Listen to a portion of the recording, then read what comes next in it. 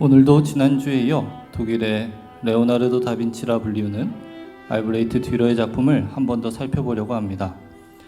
듀러는 그림에도 뛰어났지만 사실 그의 전공은 판화였습니다.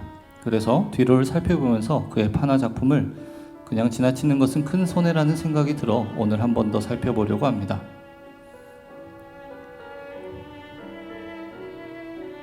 오늘 함께 감상하실 알베르트 듀러의 판화 작품은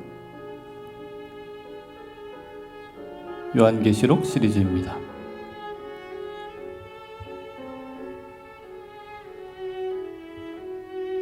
안녕하세요. 오늘도 저 제임스 송과 함께 가볍게 걷는 기독교 문화 산책 시작하도록 하겠습니다. 듀러가 이렇게 판화로 크게 성공할 수 있었던 것은 단순히 그의 재능 때문만은 아니었습니다. 그가 태어난 뉘렌베르크는 신성 로마 제국의 제국 자유도시로서 다른 도시들과 수로로 긴밀히 연결되어 국제적인 무역도시로서의 높은 명성을 가지고 있었습니다. 또한 뉘른베르크의 가장 큰 수출 상품은 금속과 인쇄물이었습니다.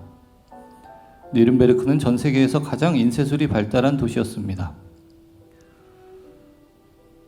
거기에다가 듀러의 아버지의 직업은 금세공업자였습니다. 이런 듀러의 환경은 그가 판화가로서 성공할 수 있는 모든 것을 제공해 주었다고 할 수 있습니다. 한편 그의 요한계시록 시리즈의 발간은 듀러가 활동하던 당시의 사회상과도 큰 연관을 가지고 있습니다.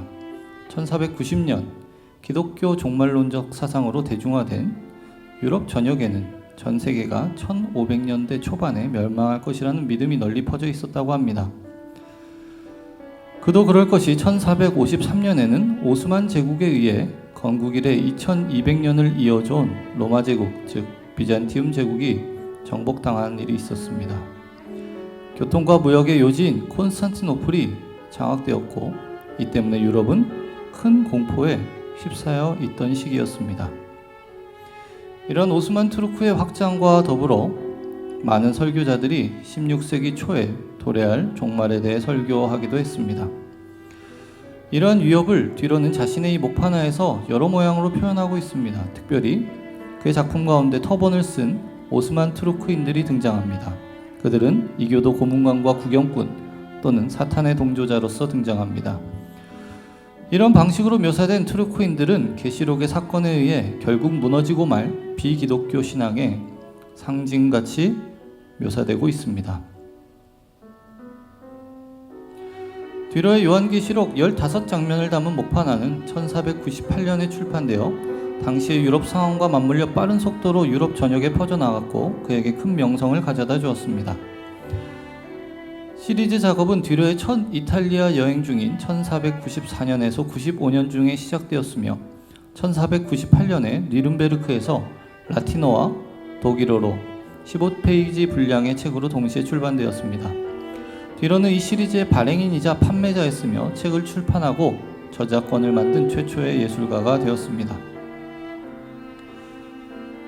듀러는 자신의 책을 내면서 오른쪽의 목판화 인쇄를 먼저 표시하고 목판화가 있는 페이지 뒷면 왼쪽에 설명 텍스트를 표시했습니다.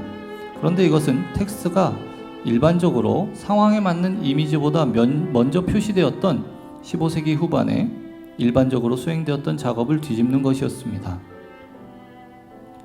듀러는 이후 두 번째 판에서 성 요한에게 나타난 성모 마리아를 묘사한 표지와 함께 그의 판화집을 출판하였습니다. 이는 성모 마리아가 계시록의 사건 가운데 지속적으로 믿음을 가진 사람들을 돌볼 것이라는 듀러의 믿음을 포함하는 것이었습니다. 이제 그의 15작품을 차례대로 한번 살펴보도록 하겠습니다. 가장 먼저 등장하는 작품은 사도 요한의 순교입니다. 사실은 순교하지는 않았습니다. 사도 요한은 반모섬에서 유배 중에 요한계시록을 썼다고 알려져 있습니다. 성경에는 자세히 등장하지 않지만 전승에 따르면 사도 요한은 도미티아누스 황제 때 처형을 당할 위기에 놓입니다. 도미티아누스 황제는 요한을 처형하기 위해 끓는 기름 가마솥에 그를 던져 넣었고 그의 머리에 펄펄 끓는 기름을 부었습니다. 그런데 요한은 하나님의 보호하심으로 상처 하나 입지 않았다고 합니다. 이렇게 요한을 죽일 수 없는 황제는 어쩔 수 없이 그를 밤모섬으로 유배시켰다고 합니다. 사도 요한의 이러한 순교에서 터번을 쓰고 독특한 복장을 한 투르크인 4사람이 등장을 합니다. 위에 있는 이 2사람은 구경꾼으로, 앞에 있는 이 2사람은 요한의 순교와 관련된 고문관으로 등장하는 듯이 보입니다. 그런데 인쇄물의 중앙에서 왼쪽에서 2번째로 가장 두드러지게 등장하는 이 사람, 많은 미술사가들이 뒤러가 이 사람을 도미티아누스 황제로 그렸다고 이야기합니다. 바로 사도 요한을 죽이려고 했던 바로 그 황제 말입니다. 그런데 흥미롭게도 여기서 도미티아누스 황제는 유럽 사람이 아니라 투르크인으로 묘사되고 있습니다.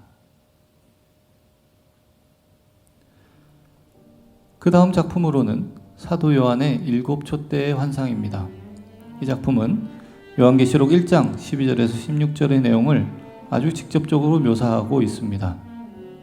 특별히 하나님의 오른손에 7별이 있는 모습, 하나님의 입에서 좌우에 날성검이 나오는 모습, 그리고 얼굴에 해가 같이 힘있게 비치는 모습이 아주 직접적으로 묘사되고 있습니다. 세 번째로는 사도 요한이 그리스도와 24장로들 앞에 무릎 꿇음이라는 작품입니다. 이 작품은 계시록 4장 2절에서 4절의 내용을 담고 있습니다.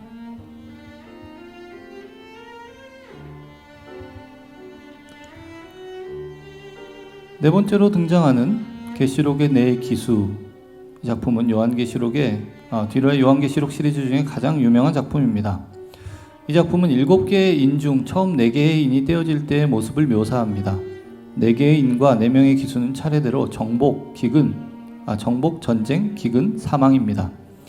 이것은 기독교뿐 아니라 다양한 세속적인 상징과 대중문화의 여러 요소들을 포함하고 있기 때문에 계시록 판화 작품 중에 가장 널리 알려졌다고 생각할 수 있습니다. 그런데 이 목판화의 명백한 어려움은 판화의 특성상 흑백으로밖에 표현이 되지 못한다는 점입니다. 성경에서는 이 기수들이 차례대로 각각 흰색, 붉은색, 검은색, 청황색의 말을 타고 나와서 이들이 잘 구분이 됩니다. 그런데 뒤로는 이 기수들을 소환한 역순으로, 그리고 각 기수들이 선택한 무기를 눈에 띄게 묘사하여서 독자들이, 이 감상자가 이들의 모습을 구분할 수 있게 섬세하게 표현해 나왔습니다.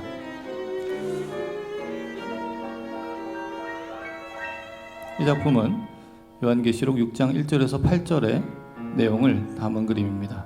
그래서 이 흑백의 목판화를 채색을 한 버전으로 본다면 아마도 이런 모습이 아닐까 합니다. 성경의 도입 순서를 유지하면서 가장 오른쪽에 나오는 기수는 정복입니다. 뒤로는 활과 화살로 정복을 표현하고 있습니다. 두 번째 기수 전쟁은 오른쪽에서 두 번째 등장합니다. 그의 무기인 장검을 높이 들고 전투를 준비하고 있습니다. 기근은 오른쪽에서 세 번째 기수입니다. 그는 천칭을 무기로 휘두릅니다. 이 기근은 직접적인 살인자는 아니지만 기근의 저울은 밀과 보리가 거의 멸종의 위기에 처했을 때 그것들이 얼마나 엄격하게 배급되고 값비싼 대가를 치르게 되었는지를 보여줍니다. 성경에서는 한 데나리온의 밀 한 되요, 한 데나리온의 보리 석 되로다 라는 말로 표현되고 있는데, 그것을 저울로, 천칭으로 표현하고 있습니다. 그리고 최후의 기수지만 감상자의 입장에서는 가장 앞에 보이는 죽음이 등장합니다. 이 네 번째 기수는 다른 기수들보다 눈에 띄게 나이가 많고 영양실조가 심한 모습으로 기수들 중에 가장 독특한 모습입니다. 또한 기수와 마찬가지로 그가 탄 청황색의 말도 쇠약해진 상태에 있으며 고통스럽게 그리고 직접적으로 그의 앞길에 있는 사람들을 짓밟는 것처럼 보입니다. 원래는 다른 기병과 달리 죽음에는 무기가 주어지지 않습니다. 대신 사망은 정복, 전쟁, 기근이 자신의 일을 끝냈을 때 살아남은 모든 사람을 죽이는 권세를 받았을 뿐입니다. 그러나 일관성을 유지하기 위해 뒤로는 사망에게 포세이돈에게 주어진 것과 같은 비슷한 삼지창을 쥐어주었습니다. 이 얼마나 공평한 처사입니까?